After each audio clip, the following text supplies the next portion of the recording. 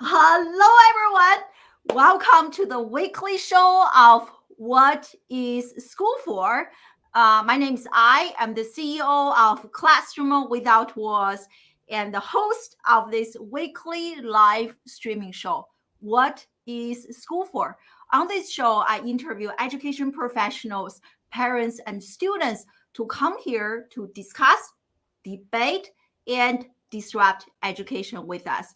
Today, I am really excited and honored to have Dr. Kellie Rolstad on the show to talk about education.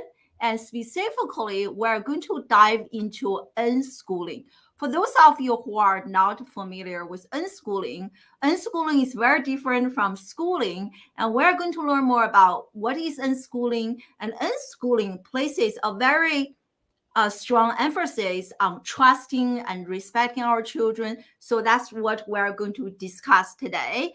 And Kellie is a professor of education at the University of Maryland, which is actually where I got my PhD like quite a few years ago. And I took so many classes from the Department of Education, even though my major was actually in public relations. So I'm just extra excited for today's interview and to talk more about unschooling, education, and learn from Kellie. And as always, we are live on all the social media channels, and I highly recommend you join us live on Amazon Live, where you can actually see a list of books that I recommend related to homeschooling, unschooling, and parenting. And a big shout out to StreamYard for being a sponsor of Classroom Without Walls. And you can check out StreamYard in the link below where you can use StreamYard for free for 2 weeks. So without any further ado, Kellie, welcome to the show. Thank you very much. Yeah, really honored to have you here. We had some technical issues. I learned something new about StreamYard, but we figure it out. Isn't that the spirit of Unschoolers? We figure it out. So to kick off today's discussion, share with us, Kellie, what inspired you to become an educator and specifically to be so interested in unschooling. So maybe you can share your story with us. Well, there's a lot to say, so let me tailor it a little bit to something more digestible for this, for you and your listeners. Um, I think first I'll talk a little bit about my experience as a student, and then I'll talk about my husband's experience, and then my kids. So when I was a kid, I was very interested in languages, and I studied other languages kind of for the fun of it. And I ended up going to France with my father when I was Wow. 15. Yeah. And for just, for about 4, 5 months, I think. And it was a really eye-opening experience. It's wonderful. I think traveling, as a teen is really powerful. I thought about a lot of important things and things that really changed my life, I think, much for the better. But what happened in the end was that when I came back, because I went during the regular school year. It was my father was going on business, and I just was able to tag along and get this, experience. But when I came back to school, it was hard for them to fit me into where I should be. And so they gave me, no credit for any subjects except French, which I did, improve quite a bit on. And so I came into I guess it was my junior year, the beginning of my junior year, and I didn't really fit in. And I was kind of in advanced placement, but also just not, I don't know exactly what the problem was, but what they suggested and what I did was I did school without walls, which was, and if it still is, it's the approach where you take kids who have behavioral problems or who are smart but difficult in some way. And if they can't settle down and get things, straight, they will end up going to, I don't know what, reform school or something bad. So that is, in retrospect, I can say that is usually called alternative education. So if you look for research on alternative education, you very often get that problematized kind of difficult teen, how do you deal with these kids kind of thing. So I went into that program because in that program, they have a way of it's like credit recovery or something they call it now, where you do certain things and they honor that, they give you credit. So I was able to do some work that way, kind of catch things up. But it also was, I don't know, I didn't quite fit in with the kids, the other kids socially or something. Mm. I don't know, just some difficulties. I didn't do a whole lot. I didn't make it up. And so I just kind of took classes. And when it came time, almost time to graduate, so when I was a senior, but like maybe February or something, I wasn't going to graduate with my class. And I had already thought it was kind of a waste of time. Mm. I like learning. I like a lot of school things, but I didn't feel like my time was very well spent at school. And so when I was Wow. 16, I had taken the GED just in case, because I wanted to move on to something different. And my parents said, well, what are you going to do? And I couldn't Mm. really articulate any plan. So they said, well, then you should probably just stay in school anyway. But having passed the GED when I was 16, I didn't feel so like, oh, this is so critical to my life. I have to somehow graduate. It didn't seem very important to me. And so I dropped out of high school. and and then Wow. and I got a job in a what do you call it, stock market company. I don't know, some secretary kind of job. It wasn't very fun, but anyway, I was doing something. And then as it came time to for the summer was coming, and I had a friend who wanted to go off on an adventure, and she wanted to go live in another state. And I said, well, I could do that. That'd be fun. So I thought, well, before I go, it seems like I probably should try to catch up my classes. And so I went to an adult school, which I'm not even sure if they have those anymore. This was 1979. It was a neighborhood adult school where you could go and try to catch up and get, a high school diploma. And so I had to finish 5 or 6 courses. I can't remember. 6 courses, I think is what it was. And the model was that you read 2 chapters, take a test, read 2 chapters, take a test. And so for all the subjects, it was, I don't know, U.S. government, history, whatever they were. I don't even remember. It's funny to me because it was during the gas crisis, because there was a hostage crisis, and gas was Mm. hard to get. And so I remember very clearly that center was open from 8 to 8, 8 a.m. to 8 p.m. And so I would get up in the morning at 7:30 and I would roller skate to the adult school. And it was very fun passing the gas, all the cars lined up for a mile, trying to get gas. And anyway, so then I'd get to the center and I would read 2 chapters, take a test, read 2 chapters, take a test. And I just did that all day long until 8 p.m. And in 2 weeks, I completed all of those 6 courses with straight A's.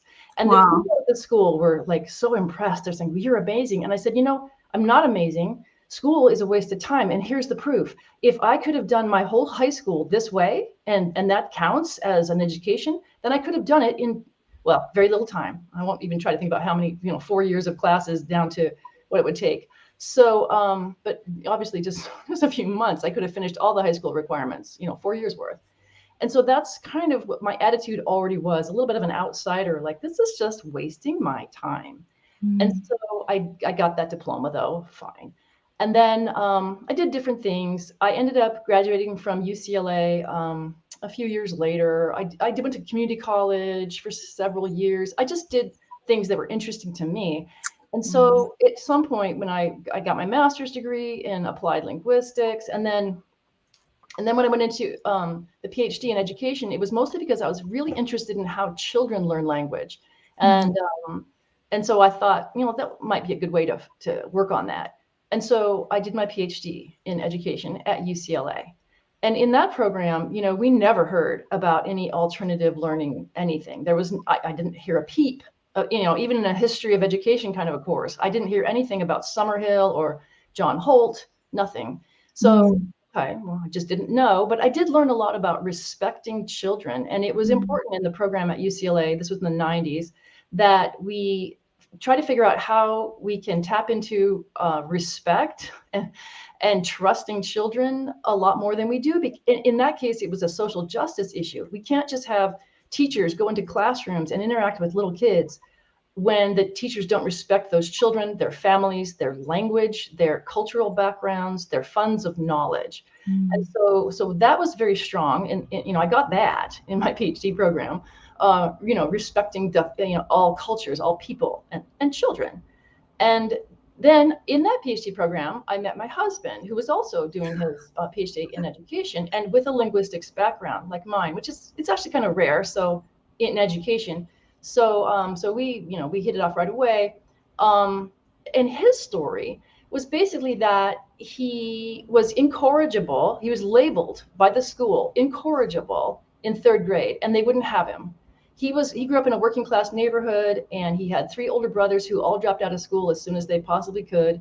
And his parents were working class, and his father actually at some point said, "When are you going to drop out? Because it'd be great if you could drop out now and get a job." But he decided to stay, and somehow he just kind of muddled along. But that when he was incorrigible in third grade, they wouldn't let him come to the school. So they had to work out they had a teacher come to the house once a month. I don't know, something like that. But nobody had very high expectations for him. But at a certain point, he kind of slogged his way through, and he was in high school, and he was reading at, a third grade level, and doing opportunity room, which, oh, wow, as a PhD student and as a teacher candidate, I got to spend a day in an opportunity room. So I know exactly what that is. Opportunity room is the last chance for the kids before they get kicked out and they go to reform school or juvenile, juvie or whatever, juvenile, hall, whatever. And what opportunity room is, for at least that day that I was there, it was about compliance. If you will comply with the regulations, you will graduate. We got your back. And so what they had to comply with, and I was the teacher this day, I was the substitute teacher, and the students had to, they were studying oceanography. That was the topic. And these high school students, including seniors, they had to select from some pre-cut construction paper shapes of marine animals and plants and glue them onto a piece, a blue piece of construction paper. That's what they were doing. And if they would comply with that asinine activity, they're deemed, whatever, appropriate for society or something. So that's one way to get a high school diploma. You just show the bare minimum of engagement, but it's really about compliance. If you'll accept being bossed around, then you're an okay adult or something. So really interesting. And then later when I met my husband and he had gone to opportunity room, I knew what he was talking about. Bare minimum and all about compliance. So in my husband's case, he at a certain point in 11th grade, he decided he didn't really want to go down the path that his brothers were on, crime and various things, dealing drugs, whatever. And so he got inspired somehow that he would start studying. And he told his high school counselor that he wanted to go to college. And she just laughed in his face. And that kind of fired him up even more. So he did graduate. He complied with whatever, and he graduated. And then he started taking community college classes. And he took all the community college classes. I think he ended up with 4 different associate's degrees: German, English, general education, something else I don't even know. He took all the community college courses, and I don't know how many years it took.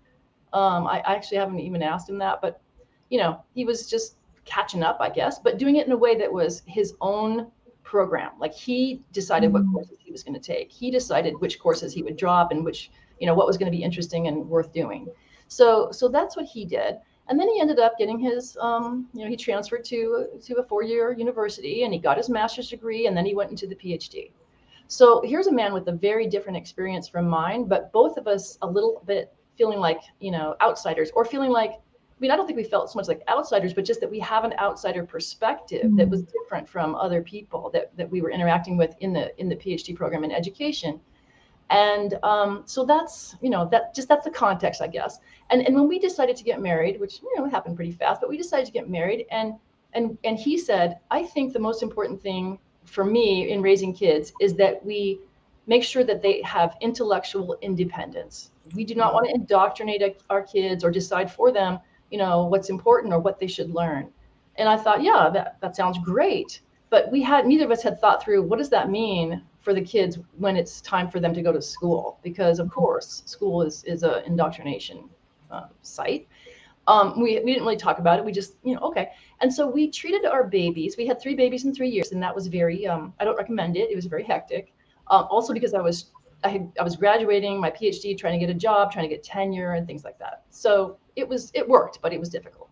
So then when our kids when each baby, we were very respectful of our babies. We treated them with, care and kindness and respect. we didn't really, I didn't know all that much about child rearing, you know, you want to call it that. I'm not a big expert on babies. For me, my interest starts when they start talking. So I have a lot of good ideas about what to do with toddlers. But anyway, so when our kids did start school, they started having, experiences that weren't always positive. I don't even mean good experiences that you can learn from. I mean things that like shouldn't have happened. Um, my oldest, when he was in third grade, they suggested that he go into the gifted program. I started crying, like tears were rolling down my face because I was in a gifted program, and it's a horrible thing. I think it's a terrible idea. I only felt like I was being, selected to do something that everybody else ought to be doing. Why is everyone else not able to do these fun activities? Why is everybody else sitting there doing worksheets and I get to do fun activities? I think my best friends, should be able to do the same activities as me. Why are they wasting their time with those worksheets? That kind of thing. So even as a kid, I was like, I don't like gifted programs. And I do feel strongly that they lead to imposter syndrome. If you read Wounded by School, I think that's a really good book that digs into this, where Kristen Olsen, she talked to people. When she first started, she planned to interview people who had negative experiences in school and who as adults still were kind of traumatized by that. But as she started talking to people, everyone she talked to started talking about how traumatized they were. So it wasn't just the kids who had negative experiences, like they were in the slow group or they were considered, slow learners. It was everyone, the middle group, the high group. Everybody has these trauma stories about their experiences in elementary school. That's a really eye-opening book. I really enjoyed reading that. And of course, it wasn't part of my program as an educator, but it was something I read later. And so what happened was that, my kids started school. They were doing okay in school. I don't want to talk a lot about my kids because they have their own stories to tell, and I don't want to do too much. But just to kind of in short, I decided once I had tenure, I thought, my kids are not necessarily having good experiences. I'll tell you what happened. That there was the straw that broke the camel's back. My oldest, who's very cooperative and was doing very well in school, he came home on Halloween Day. It was on a Wednesday in 2007. And Halloween's big in my family. And the night before, we'd been out late at Target, which was open late, for the late shoppers, to get last minute things, decorations, foods, whatever it was, costume stuff. It's a big holiday for us. And my oldest came home from school that Wednesday and said, "Oh, my teacher says we can't go trick-or-treating because all that candy's not good for us, and we have a lot of homework to do." And that was just, I had struggled a little bit with the school because, I didn't like their homework policies. I don't believe in homework. And the homework that they would send home was asinine, find these letters in this little reading, and you do the reading and the letters aren't in there. Like, how thoughtful was that homework?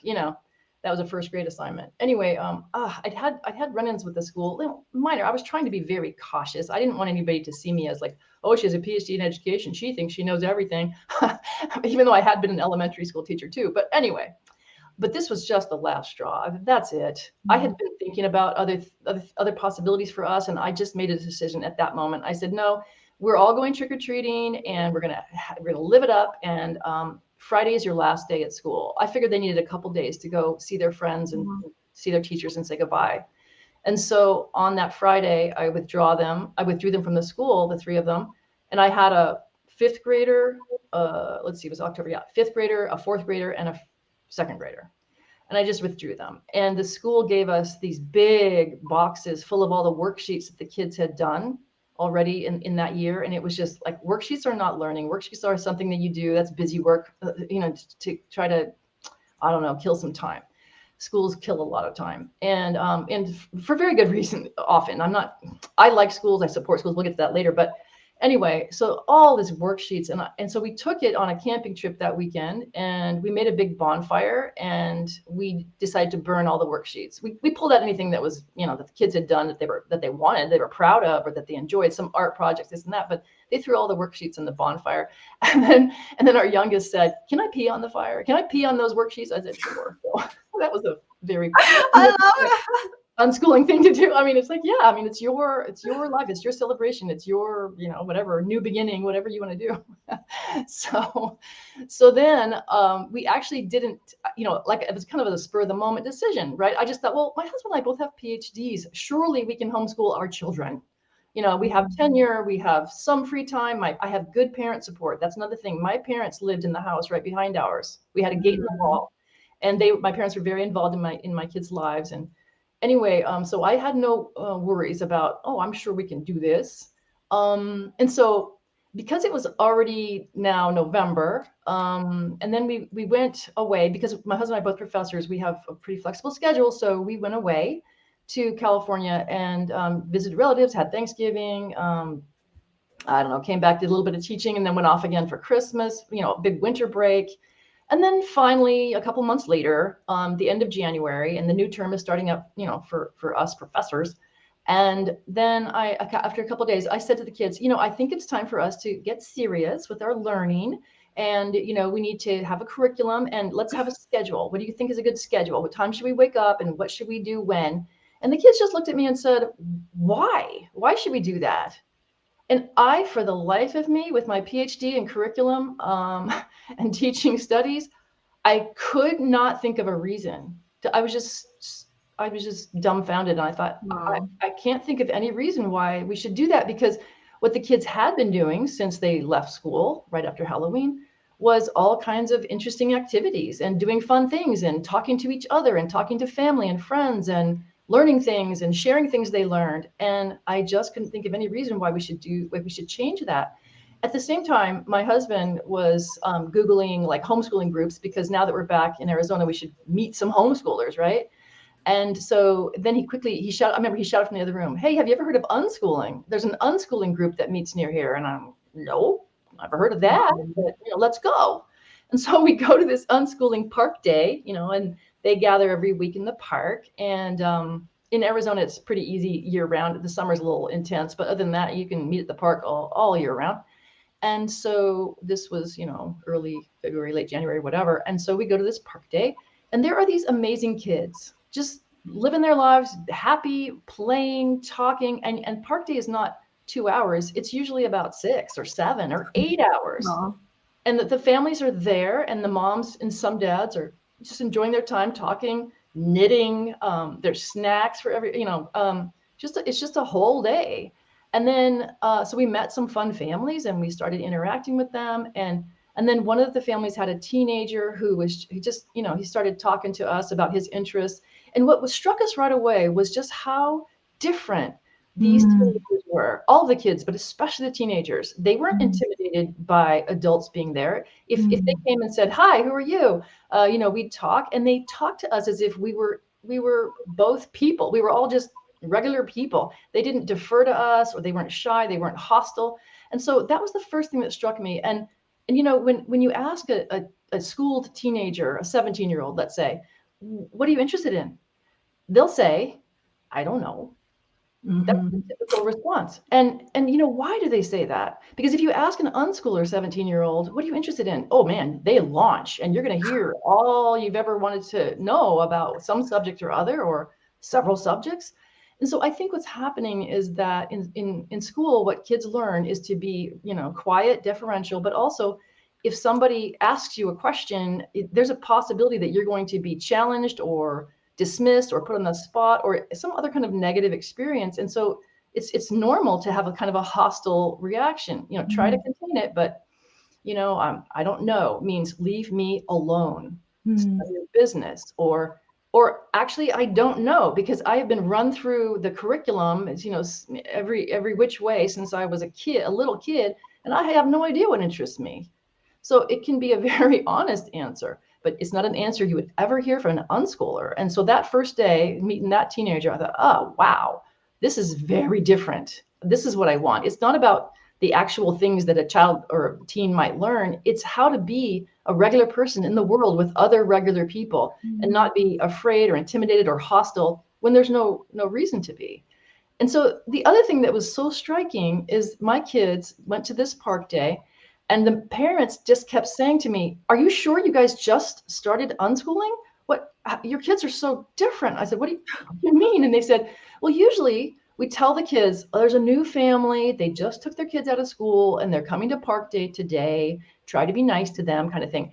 And the homeschool kids, the unschoolers at the park day, they all go, oh, a new family.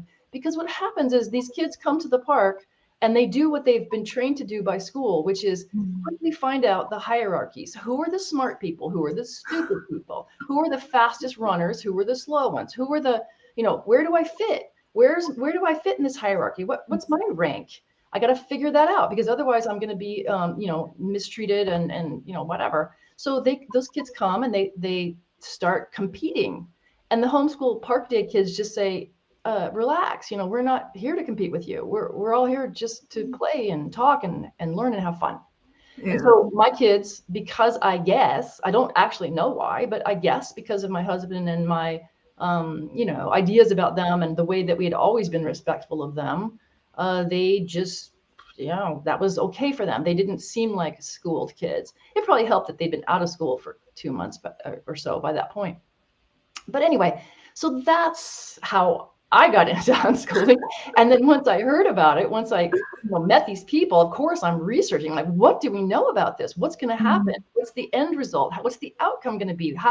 Who is this good for? Who is it not good for? The things that anybody would ask. And so I'm looking in the research literature, and I'm not finding very much. There's not a lot, not education research. And really no research, because this is not a researched area. It certainly wasn't in 2008, which is what it was by then. So then, I just started doing research, and then I created a doc seminar because I wanted to be able to engage other education people in this topic and kind of all together. Doc students aren't just students that come, to learn from the master. Doc students are at a point in their learning and their lives where they actually can bring a lot of information, resources, knowledge. They can find things that I haven't been able to find. You get more people involved, and doc students are a great way to help the whole group of you learn and grow. So, long answer. Oh my God, I have so many questions. I'm just looking at the comments coming in. Everyone has so many questions. What an incredible journey. I mentioned earlier, I got my PhD from University of Maryland. For a long time, I felt like so different, being such an outlier, because the way that I'm thinking about education, the way I approach education, and also I actually grew up in China. So I experienced the most rigorous, academic curriculum that completely killed my interest in learning. I was like eating disorder. I had so many mental health issues. So it is so refreshing and reassuring to hear this.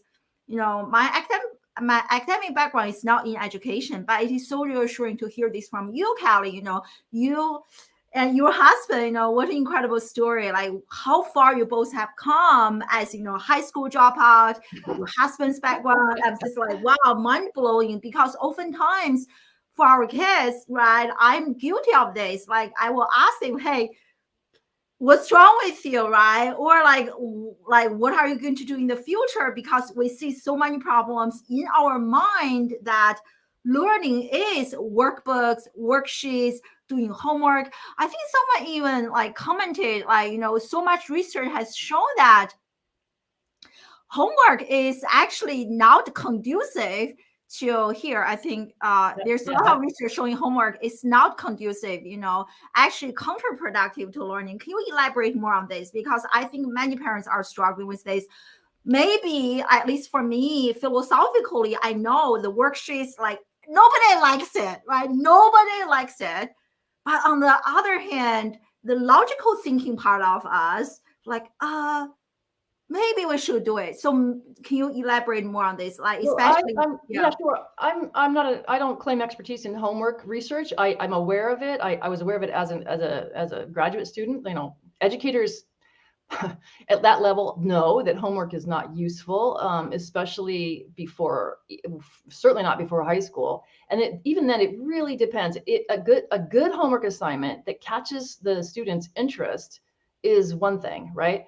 So but that's very different from what typically is homework. Homework is, somebody else decides what you're going to do and how you're going to do it and how long you're going to spend doing it and how many pages it should be, whatever. So it does depend, of course, what you're talking about, but most homework that's assigned, even through high school, is usually not helpful, and it can turn students off completely. They get sick of subjects. They never want to hear about that subject again in their lives. It also takes away all of their free interest learning time. You should, in a balanced life, if you were in school, let's say Peter Gray talks about this, I think, really well in his Free to Learn book. When he was a kid, because he's elderly guy now. When he was a kid, school didn't take up that much of his time, and school days were shorter. There weren't that many of them.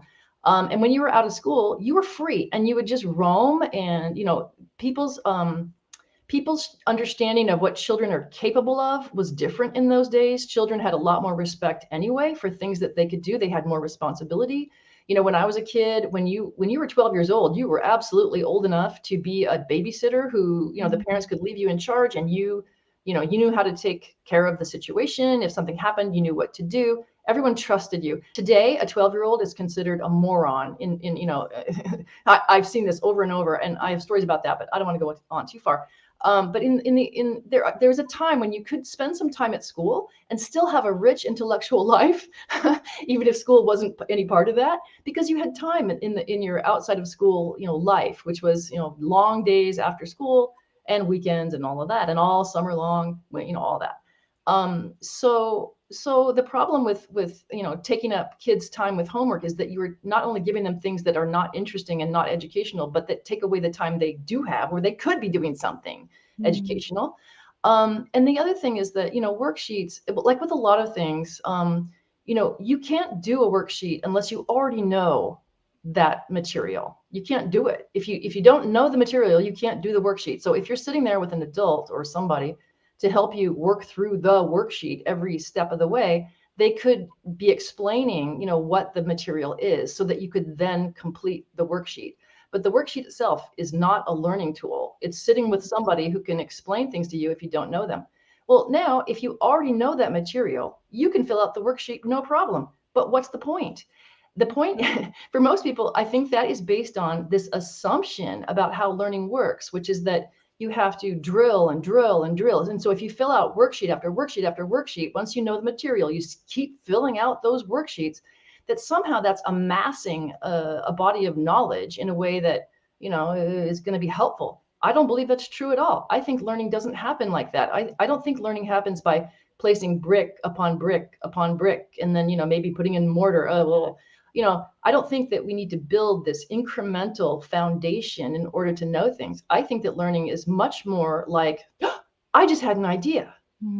Because somewhere in my mind, I made a connection, and it's not necessarily related to the foundation that might be being built. It could be something random, a connection that had nothing to do, that nobody could have made for me, that only I could make because of my unique, life experiences. I see something, I hear something, I think of something, and I make a connection that maybe has never been made before. That's the beauty of actual learning. It's not something that you're receiving from someone else. Or, they say, we're going to cover that in our curriculum. Well, you're not supposed to cover things. Learning is about discovery, right? And a good book that talks about that is Eleanor Duckworth's something about the having of wonderful ideas, which is a little awkward title, but she says that's when learning happens, when you have a wonderful idea. Because she saw a kid say that. He was working on something and he said, I have a wonderful idea. And then he drops the worksheet or whatever the project is, and he pursues this wonderful idea. And that's the learning, right? So it's just a very different, your assumptions about how to help kids to, acquire information and make those connections. It's just wrong. And worksheets have nothing to do with it. And drilling has nothing to do with it. Drilling is okay for some things. I mean, if you're doing soccer drills, you drill and drill and drill on how to do a certain pass or a certain whatever. I don't know. There's things that you can drill, but they're mostly about your body. They're mostly physical skills. And so, I was drilled and drilled and drilled on multiplication tables starting in third grade or whatever it was. I was great. By the way, I was an A student. I was in advanced placement, this and that. I don't remember my multiplication tables. If you ask me, I might randomly get some right. I might also get some wrong. But I was drilled and drilled and drilled for years. It's just not something at this point that I need very often. And if I am stumped at the moment, I can pull out my phone and use my calculator. It's just, there's so much useless information that is drilled into us that, for the first question is, does the drilling actually lead to learning? I don't know. I don't think so. And then if you drill and drill and drill, will it stick with you? Well, clearly not, not for me anyway.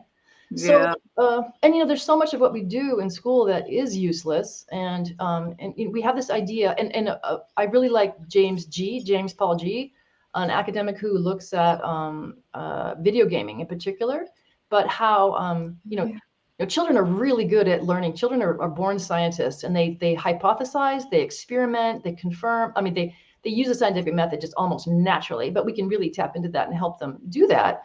But school is not about that. School is not usually about the scientific method for learning anything except the scientific method, and maybe science classes after that. But kids are really good at this. And I forgot what I was saying, so you'll have to. Yeah, I mean, I love everything. So you mentioned quite a few powerful books. I want to share my screen to make sure everyone got those books. And so the one is this one, right? Wounded by School. I didn't know this book, so I'm definitely going to check this out. And is this the one you were talking about, Jane? And I'm going to interview her. Actually, she's an advocate of playing games. I actually watched her TED Talk. That's Jane McGonigal. That's a really good book, and I do absolutely recommend it. But what I was talking about was James Paul G. Oh, okay. And the book that I would recommend first is What Video Games Have to Teach Us About Language and Literacy, I think. Okay, I'm going to check that out. Super good. But yeah, Reality is Broken is always the tip of my tongue. That's a great book if you're concerned about video gaming, because I am a huge proponent of video gaming. After I talked to Jim G, who was at the same university I was at a certain point, I got to talk with him. He came to my house. He played World of Warcraft with my kids, who were, tweens at the time. And boy, did he convince me. And after he left, I'm like, you guys play more video games, please. Oh my God. 2 days is not enough. Please play more video games. Tell me what games you want. And we are getting those, because it's such a powerful, because Jim G talks about the principles of learning that undergird video game design. And video games are created to pull people in, of course, to teach them. You can't play a video game without learning. You wouldn't know what to do. And if you learn everything about the game, you're done. There's nothing more to play. And the video game designer doesn't want you to just stop playing because there's nothing more to learn. So video games are learning machines. That is what you do. Of course, you could talk about whether what they're learning is valuable or not, but that's another conversation I think is also supportive of video gaming, because there is so much that they learn that you can't even, I mean, it would take so long to try to categorize it and write out, like, these are all the things that my kids are learning by playing video games. It's just amazing. Social skills and psychological, therapy stuff. And of course, content about the world, subject matter stuff. I did write an article published in 2013 in the Journal of Unschooling and Alternative Learning. I'm now on the editorial board for that academic journal. It's the article that I wrote was called Unschooling Then and Now. And I do talk about what my kids do or did at that time. And they were younger then. And it was because I went to a conference to talk about unschooling, an education conference. And a gal who was in the audience, an older professor, said, I unschooled my kids like in the 80s, and we didn't have internet, and it was completely different. And so we wrote this article together where she talks about her, kids and their experiences, and I talk about mine. So that's a fun article to read if you want to know more about that. But yeah, and even by the end of what we did, she was skeptical, and because her son, who was grown, said, I think that having the internet would have made it worse. Like, it wouldn't have helped us. It would have been too easy. Getting information would have been too easy. And I just thought, wow, it's never too easy to get information. The more information you can get on something that interests you, the better. Like, why is making it hard a good thing? And I haven't seen anything to support that notion, but people have their own ideas and experiences. For him, maybe that would have been true. I don't know.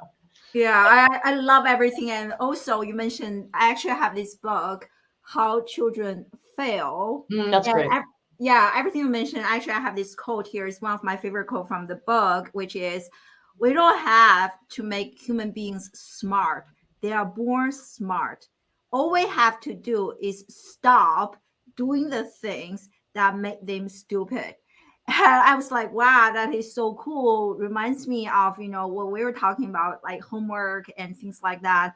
And speaking of video games and unschooling, so I think a common misperception that many people have is, and hey, for kids who are unschooled, they can do whatever they want. What if they spend the whole day playing video games? And I heard that question a lot, and we have someone here like talking about this right now. What is your response to that, Kellie? Okay, well, so before I had my kids, my older sister had her kids, and she had three, and her youngest was in first grade, and he wasn't doing very well. Like he wasn't ready to learn to read. He wasn't really interested in what they were doing there, and so she decided she would homeschool him. And my sister can be a little bit I don't want to badmouth her, but she could be a little bit self-indulgent or not too, I don't know. I thought at the time, well, this is going to be, see what happens here. She's probably going to neglect him a little bit, or I don't know exactly what I thought, but she was homeschooling him, but in a very lax way, let's just say. And my sister loves horses, and she had a horse at a barn, and so she would take him with her to the barn, and they would, he wasn't super interested in horses. He would ride around a little bit, but it wasn't his big interest. And so as soon as he was old enough not to spend his day at the barn, he was able to stay at home, and he played video games. And he played video games all day and sometimes all night. From my perspective, that's all he did. He just played video games, and he loved them. And somebody helped him out. So a friend of his dad had access to a video game designing web software, I think, and gave it to him. It's called Maya. I think people can look that up and find it if they're interested. So he had Maya, and he started playing with video game design. And he was 11 or 12 or something by then. And then he started. He actually he made he wrote sci-fly, like scientific fly, whatever. It's a jet, and he created this way for the jet to use an iPhone as a gyro something. So you hold the phone in such a way that you go like this or you go like that, and the jet flies like that. Anyway, he sold that app to iPhone for a lot of money when he was 14. Wow. And then he started working on Sci-Fly 2. And when he was about 16, I think, his parents, maybe they thought, what's he going to do? Like, maybe he should go to high school. They got kind of nervous. I wasn't right there, so I wasn't part of the discussions, but he did enroll in the high school. And he very quickly became the resident computer expert. Like, they have computer class, and his class would troop on in there, and the teacher would just say, "Take it away, Josh." Well, I didn't mean to say his name, but that's his name, Josh. "Take it away, Josh." And he would just take over and teach the class, because he knew far more than the teacher did about how computers work and that kind of thing. But it wasn't very long. I mean, maybe it was a month, not very long, before he did something that he made a mistake of some kind that meant he had detention. And he didn't have a lot of experience with school, so it was probably a very innocent mistake. He did whatever he did, I don't remember.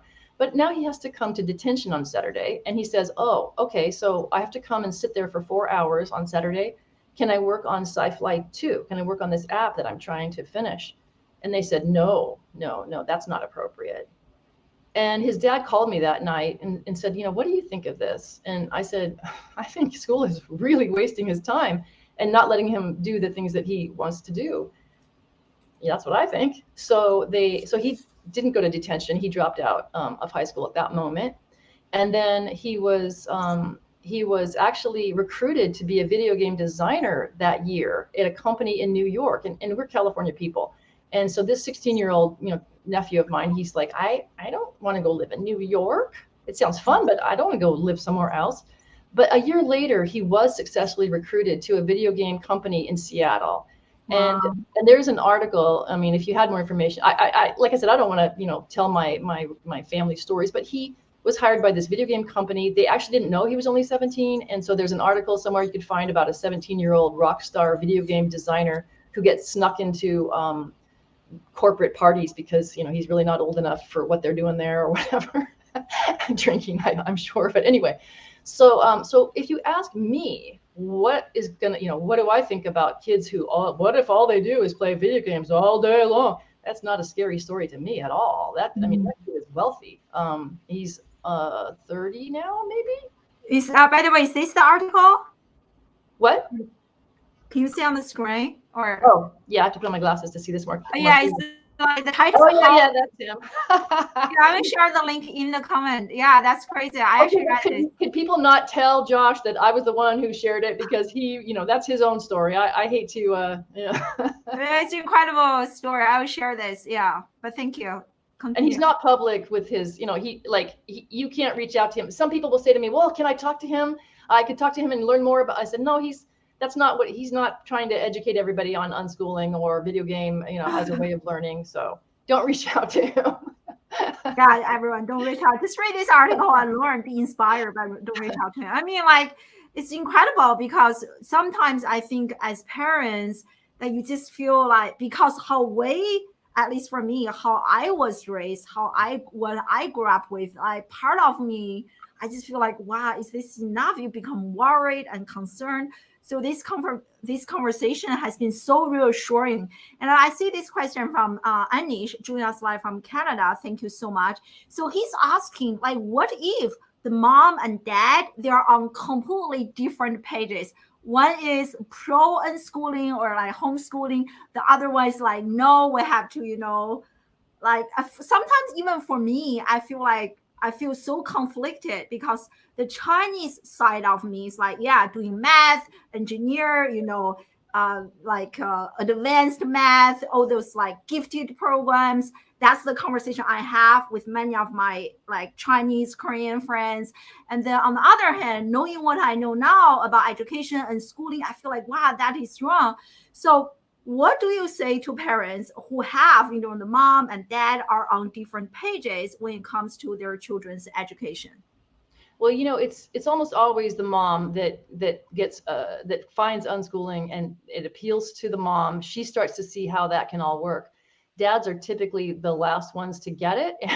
And, if you go to any unschooler gathering, which you should, there's the unschooler water park gathering that's in Ohio that we've been to, super fun. Not back to school camp is just for the teens. But if you go to any unschooler gathering, there's usually a camp or a conference of some kind.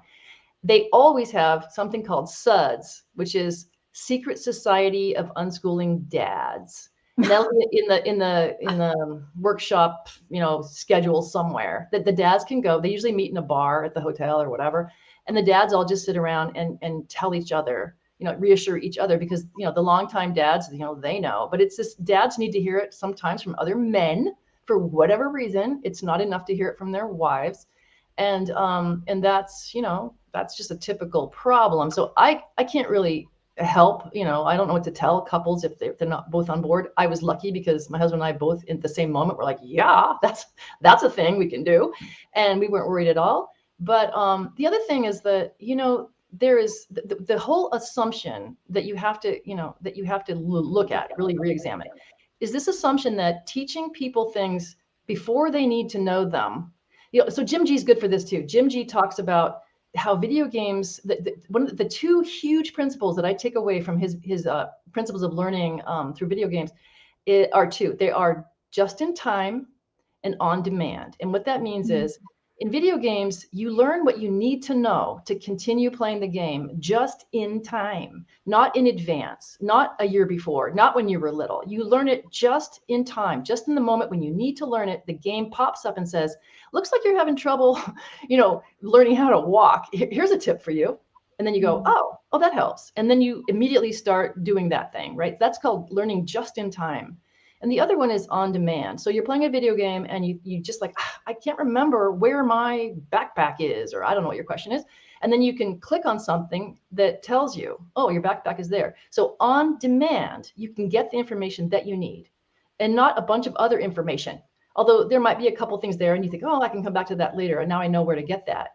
So those are two huge principles. And so if you think about how that works in schools, what they do is they try to prep you with all the information that you're going to need as an adult but now, right? You don't know why you're learning these things and you don't see any purpose to them, but somehow the school thinks that they can, fill you up like you're this, empty vessel, and they're going to pour all this information in, and now you have all that knowledge, and when you need it, you'll just pull it out.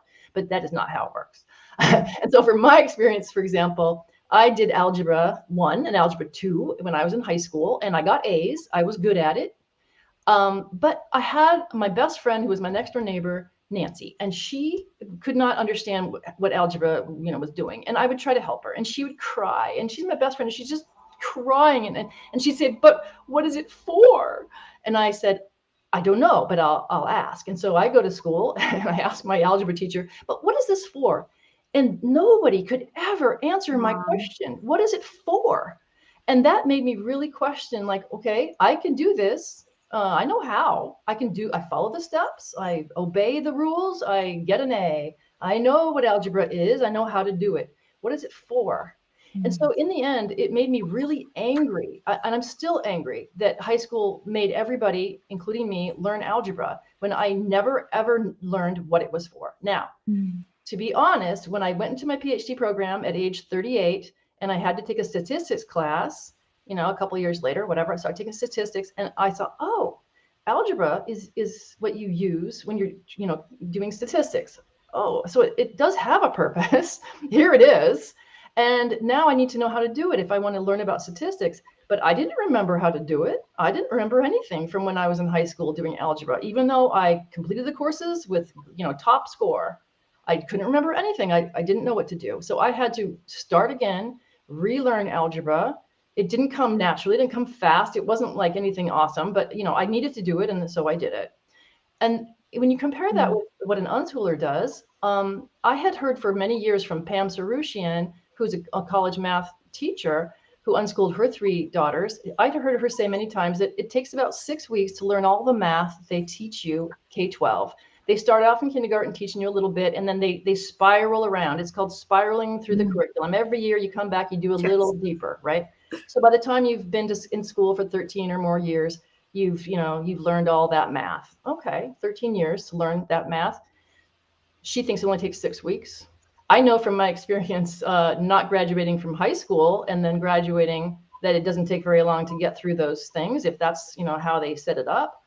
So that's interesting. Well, so my son, my oldest, when it was actually just this last spring, I think, and he had an early college experience, which, it could be interesting to talk about. We're probably gonna run out of time, but he went to college and took a community college class when he was 13. It was the history of rock and roll. He loved it. And I think people didn't really know he was only 13. He was pretty mature. His voice had changed. He could pass maybe for 17 or 18-year-old. But anyway, it didn't come up. But what was interesting was my parents, who were very involved and close by when my kids were little, they never asked me after my kids were unschoolers. They never asked me, what are you doing and how does it work? And they just kind of like, okay. But one day when my son was 13 and taking this class, I heard my mom ask him, like, if you like school so much, why don't you just go back to school? Because it seemed to her like a much safer, for sure way for him to get his education. And so that's why she asked him. And so he turned to her, he said, Grandma, when you're in school and the teacher asks a question, she doesn't really care what you think. And neither does anybody else in the class. But when you're in college and the teacher asks a question, he really does care what you think. And so does everybody else. And you care what everybody else thinks. And you want to hear what they say. It's interesting. And I just thought, wow, that's it right there. That's because what schools do, the approach that schools take is, it's called IRE, initiation, response, evaluation. You say, what color is this? The kids respond, it's blue. You say, that's right. So the question is not a real question, it's a quiz. So you're just quizzed all day long by the teacher. You're quizzed. And then there's an evaluation, which you really don't care about because it's blue and you don't know, whatever. It's just a simple example. But that's not what was happening in his college class. So for him, it was a completely different intellectual experience. And I forgot the question you asked me. Yeah, I mean, this is great. Oh yeah, math. So when he was 13, he took that class. He got an A. He loved it. When he was 16, he took a couple more community college classes, ethnomusicology and freshman comp or something. And he did well, but he decided to travel. So he went to Thailand and spent 3 years when he was 17 on an ashram. He got a yoga teacher certification. And then And then he came back, and then he wanted to go on a bike tour. So he rode a bicycle from Seattle to San Francisco. It took him, I don't know, 3 or 4 months. And he started off with a tent, and he decided he didn't need it. He gave it to somebody, and he just, had a tarp that he would set up like a lean-to. Like, he was very minimalist, and really enjoyed that process. Really enjoyed that trip. And then he got a job. He was kind of a minimalist and was trying to see how little he could live on. So he was volunteering at a homeschool resource center in Portland, and he was working for Food Not Bombs and, cooking up vegan meals to feed to homeless people in the park. Like, he did all these interesting things. He was at the Oregon Prison Project, teaching communication classes. He just did all these interesting things for about 4 years. And then he decided that he wanted to, get back and finish his college degree. He'd only had 3 courses so far. And so he started taking college classes. And then he said, okay, I guess I need to learn this math. So I better learn algebra. And he worked with a friend of his remotely, actually. And he had 5 weeks before he had to take the admissions test or something.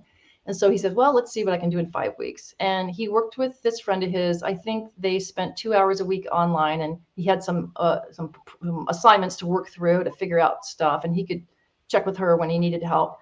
And in 5 weeks, he took that test, and he scored right out of algebra. So, how long does it take to learn algebra? And what's the point of learning it before you need it or even want to learn it? I have a lot of anger still that's not resolved about my forced schooling experiences.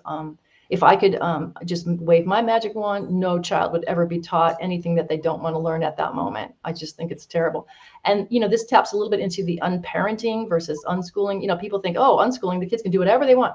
Well, no, but what we're talking about is academic stuff, intellectual engagement. That should be up to the kids. If you want your kids to do chores, if you want them to, participate in family life in certain ways, that's what you do. But academics is not something that somebody else should impose on you. That's my very firm belief. And I've seen a lot of families, and I do run a homeschool group. And I think you might want to, you were going to bring it up. I don't know, but I have, I don't know how many, 1,500 families now that it's for unschoolers. So if they want to unschool, then they don't have to worry about the education law in their state. And every state is different. Education law is state-based, and every state is different. You have to figure out what you're going to do in your state to if you're going to unschool, how that's going to work. But there's always groups you can turn to. There's always Facebook groups or, whatever, where you can see what people in that state are doing and how it can help you to do that same thing. Yeah, I mean, that's such an incredible story to hear from your own son, and what a enriched life experience that he has at a relatively young age compared to most other kids who just only have textbook knowledge. I really love what you mentioned, Kellie. What is the point of learning it before you need it? I mean, that is pretty much my K-12 experience in China. I spent so many years learning math. I was really, really good at it. But really, what's the point? That made me so angry. I don't even need it now. I just need to know some basic math to run my business. That is sufficient. I pretty much wasted 10 plus years, the stress, the sweat, everything. And what about your sense of identity? Who are you if you're not a person who gets grades that are good in math and everyone praises you? Once that's over, well, who am I? If I'm not going to get any recognition for my math skills, how am I going to be someone? Who am I? Exactly. What do I do now? Exactly. What's my value?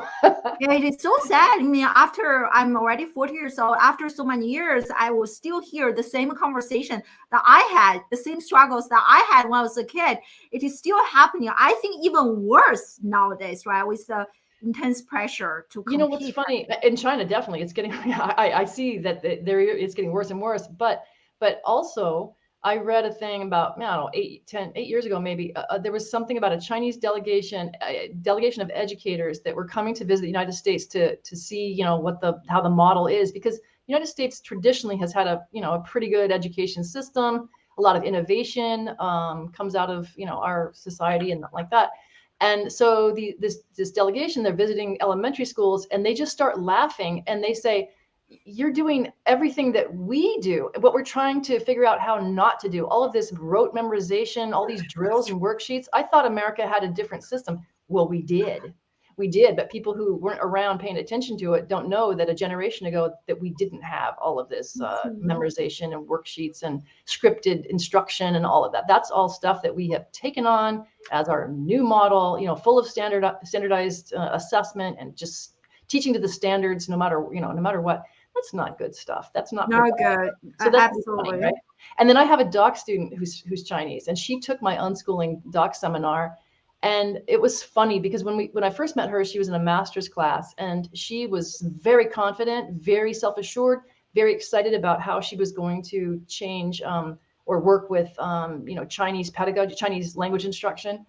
And then she took my doc seminar, and she told me, Kellie, you ruined my life. Your doc seminar ruined my life. And then she laughed. She said, in a good way, whatever that means.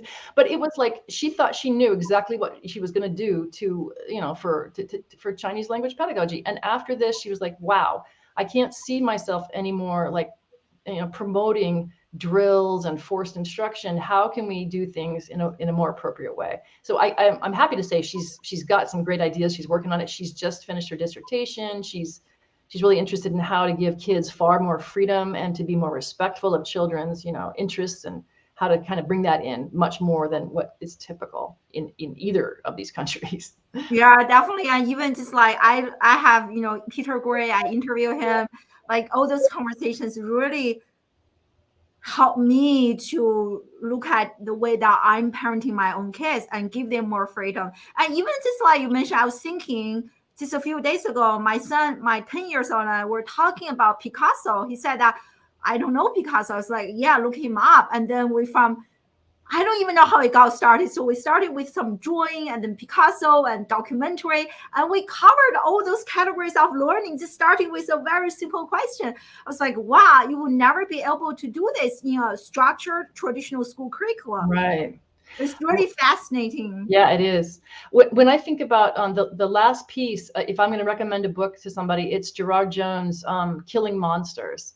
That book is what really also helped me understand that not only are video games good, any game where kids are playing with doing make-believe violence is also really, really good. And so people are very frightened of these things. They think violence is scary, and kids should not be exposed to violence. Of course, we all know that the littlest kids are always trying to, shoot each other, like, with their pretend guns and stuff. But anyway, so I recommend that book very highly. To me, if you read those books that, Reality is Broken, Killing Monsters, What Video Games Have to Teach Us About Language and Literacy, and Wounded by School, I mean, and Peter Gray, Free to Learn, that's a foundation that is going to really, I think, help everybody think through these issues and think whether unschooling might be right for them.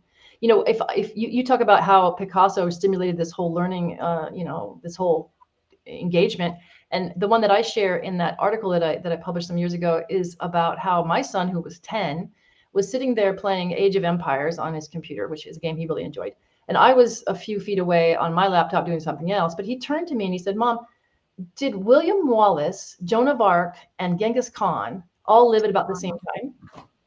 I have no idea, right? So what an unschooling mom response is, I don't know. Why do you wonder that? What's going on? And he said, well, in this game, it seems like those three cultures all have very similar armor, very similar tactics, clothing, whatever it was he said. He goes, but I don't know if that's because the video game designers are sort of lazy and haven't tried very hard, or because, they really are similar in some way. But I didn't even say anything. He just immediately turned he got on Skype in those days. He got on Skype or something with his friend in another state, another 11-year-old. And he said, well, Jonah, what do you think about this? And Jonah said, well, on Wikipedia, it says that blah, blah, blah, blah, blah. And the two of them just launched into this project, this research project, where they were looking up, armor, military strategies, those time periods, those different cultures, the countries, the history, the geography. They just went on and on and on. And I just sat there thinking, this is what kids can do. Kids are researchers, and they have an interest, and they are going to pursue that to the very end, whatever the end is. Maybe there's not an end. They're just going to do it to their heart's content. And when they have learned enough and they know they've satisfied their immediate interest, whether it takes months or a few minutes, then that's good. That's done. That's an intellectual engagement that they will have forever, that nobody gave to them that nobody, assigned to them. If I turned to him and said, I want you to learn about these cultures now, and he'd say, no, thanks. Most likely. It's not up to me. I'm not in charge of his intellectual engagements. If he wants help or support or suggestions, that's my job. If he said, I just can't find this book, or the computer's not working right, and oh well, let's see, who do we know can help with computers? I don't know. So one other thing I want to say that I just popped in my head, I think it's interesting, is that my kids had a friend, and by the way, unschoolers, because they are freed from the regular time constraints of most other families, they can spend a lot of time together. So we would have a double or triple night sleepover sometimes, where kids would come and they would just be with us, and the kids are talking and playing video games and playing outside and doing all these things. And that is one of the things too that I like to mention, is that while my kids are playing World of Warcraft, let's just say, they would you choose your character, you decide what kind of abilities are most important to you, and how easily you're hurt versus how much damage you can do to another, whatever. They'd play that. That would be great fun. Then they would go out in the backyard, and they had made their own like foam covered weapons, and they would say, I'm a paladin, so I don't have much of this, but I got a lot of that. And another kid would say, well, I'm a rogue, and so I can do this, and I'm sneaky and you can't see me. And then they would have these big battles. And imagine 8 or 10 kids out there just doing this. They get all hot and sweaty, they have a blast, and then they go in over to, in this case, to my mom's house, where she has all these little tiny Playmobil and small little characters, little figures, right? And then they would just calmly, for 2 or 3 or 4 hours, recreate these same scenes, or reenacting or elaborating on those same themes. And then they would have they'd set up these little, worlds, and they'd have their little characters do all these things. So people say, well, if I let my kids play video games all day long, that's all they would do. Well, that's not what unschoolers do. It's part of what they do. And then they do a lot of other things. And then the next part of this is the kids were planning a party, and they were writing out an invitation list. And I said, oh, well, that's funny. Dustin's not on there. Sandra, isn't Dustin your best friend? And he says, yeah, the problem, Mom, is that Dustin's mom, they only let him play video games for an hour every day. So if he comes to this party, all he's going to do is play video games, because he can't get enough at home. So that's all he'll do. He won't interact with us. He won't even want to do things with us. So we're just not going to invite him. Wow. And I thought, wow. Dustin was, I think he was about 14 at the time. And so I thought about what I should do, if I should do anything. And I thought, I'm just going to tell his mom, because, it is having an effect on his social life. And she really values him being included in a lot of things. He's kind of on the spectrum, and he doesn't always want to do social engagements in the first place. But I told her about that. And the next thing I knew, she had decided that they were not going to limit the kids, the screen time. And so he started playing more video games. And then he came over one day, and he happened to walk by the office where my husband was opening his desktop computer. He opened it up to do something, and Dustin just stopped in his tracks, and he said, what are you doing? And so my husband explained, well, it doesn't have enough, whatever. I'm not a computer person. It doesn't have enough memory, so I'm adding more memory. And Dustin said, well, how in the world do you do that? And so my husband said, well, you just, you Google what kind of computer you have, and you Google to see what it has, and what it can take, and then you buy that part, and then you put it in here, kind of thing. About 3 days later, Dustin had gotten permission from his parents and a little bit of money, and he was upgrading his computer, and he rebuilt that thing in every which way that he could. And then about 2 weeks later, he had opened he created some kind of website, and he was offering his services as a computer consultant, how to upgrade and build your own computer. And his mom called me. She says, I can't believe this. And I'm like, well, that's his interest. And if you try to, constrain it because you don't agree with it, then, I don't know what to say, but you can see how much good comes out of letting kids actually do the things they want to do and follow their heart and their interests, and give them some tools if you can. I mean, not everybody can get computer parts for their kid. And I like to say about that, the thing about unschooling is, my daughter once said, can we get an elephant? And I said, yes, absolutely, because that's the right answer. Yes, yes, yes. If there's not a really good reason to say no, then why would you say no? So I say yes. Now tell me, what part of getting an elephant do you want to start with? Because it would be hard to get a whole elephant, and I don't know where we'd put it, but what part, why is it interesting to you? Why do you want to do that? Why should we get an elephant? And she said, well, I just think they're so cute and cuddly. I said, well, would you like to maybe make a stuffed animal elephant?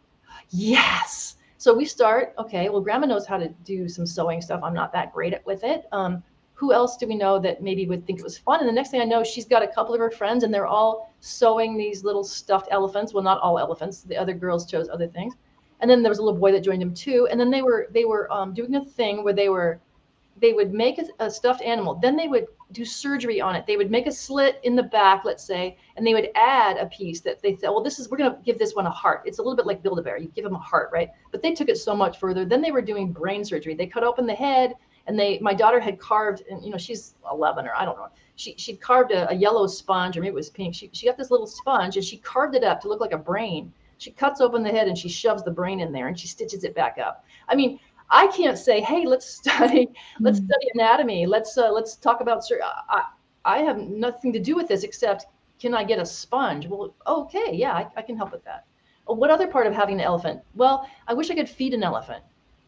Okay, well, I know that the zoo here has a program where little kids can go on certain days behind the scenes and feed animals. Mm-hmm. And that's what we did. We went and she got to feed an elephant, also Galapagos tortoises, and a wallaby for some reason. But anyway, so that's what I remember about that. So I can't plan this curriculum. I can't write out this script of how my kids are going to engage with things that are interesting. My kids can, though, if they need to. They can plan it all out, or they can just keep doing what is interesting. And then you could look back and say, okay, that's apparently what the plan was, or that's what it turned into. But how could somebody else ever know how my kids or any other kids are going to engage in something? What's going to be interesting and what part? So that part where it's parenting advice, right? You don't go out and buy an elephant. Well, let's say, here's the other one. I want to learn to play the trombone. A school parent goes, all right, okay, I'm an unschooler now, so I'm going to buy a trombone. I have to commit. I have to help my kid with resources. And I'm going to pay for a year's worth of lessons.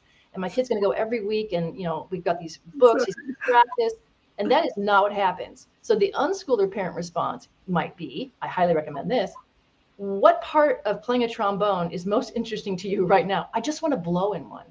Okay. Who do we know who has access to a trombone? Maybe there's one at the thrift store. Maybe we can go on, Craigslist and see if somebody has one. I don't know. And maybe we have a neighbor or a friend or somebody, family member who has a trombone. And we do. Okay, so now here comes the blowing time. So the kid blows into the trombone. I really want to learn more about this. Okay, then there's another step to take. But if he says, well, that was really fun, but I think I'm done now. Okay. So you don't overcommit. You don't put all your family's resources into a project because you think that's the right way for a kid to engage with it. When the kid that's not what he wanted at all. And people will say, well, you have to follow through with what you do. They treat kids like they're super knowledgeable experts who are making really good decisions about how they're going to spend the next year of their life. And then the kid is reneging and you go, oh, wow, that's a moral failing. What? Kids don't know. A kid doesn't know what's involved in learning to play a trombone. You might. And so you got to use your wisdom, your expertise to try to help them navigate how to explore what they actually want to explore, not just what you think they should be exploring. So I think that's. I love it. What a great example. I think that gives us lots of directions and guidance in terms of how we kind of approach, go through this unlearn process and relearn a new type of parenting. And I remember you mentioned this, and we're going to wrap this up. We went way over time, but we still have 30 people live with us. And so I remember you mentioned this interview, how you define unschooling is living and learning without a script. And you also mentioned that your children actually self-schooled. I was like, wow, what a powerful term. And now my own kids, they are asking me every day, Mom, can we do self-school? I was like, wow, yeah.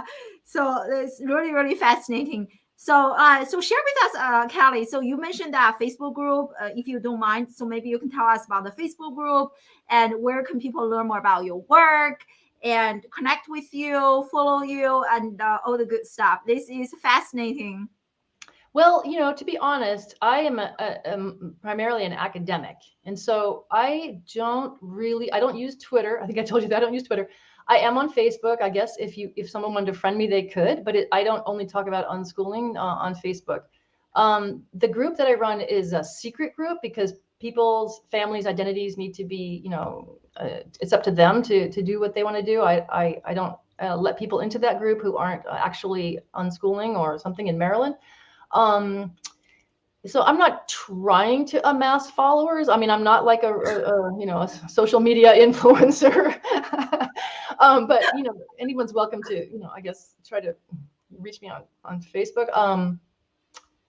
Email. I mean, I'm a public whatever intellectual or something. My email address you can find. I'm a professor at the University of Maryland, and it's just my last name at umd.edu. If somebody wanted to email me. And about self-schooling, I was thinking about that. I don't talk about, so what's interesting is when we are constantly we're constantly searching to find terms that can capture what we're doing because it's different. And any term you use is going to highlight this aspect more than that one. And so I don't even remember saying self-schooling, to tell you the truth. But I think what self-schooling kind of captures is that on your own, if you want to, you can achieve all those things that school is trying to, give you. But you don't need somebody else or school to do that for you. I think when people are just learning, humans are learning animals. It's what we do. And so why do we have to school ourselves? It depends what like a kid might say, well, I really want to know everything about this topic. I'm going to, school myself on it. Okay, that seems valid. But there's just so many different ways to think about unschooling and so many different elements, and whatever element you're thinking of is going to maybe cause you to use a different term at that time. I don't think there's really any one term that captures all of it.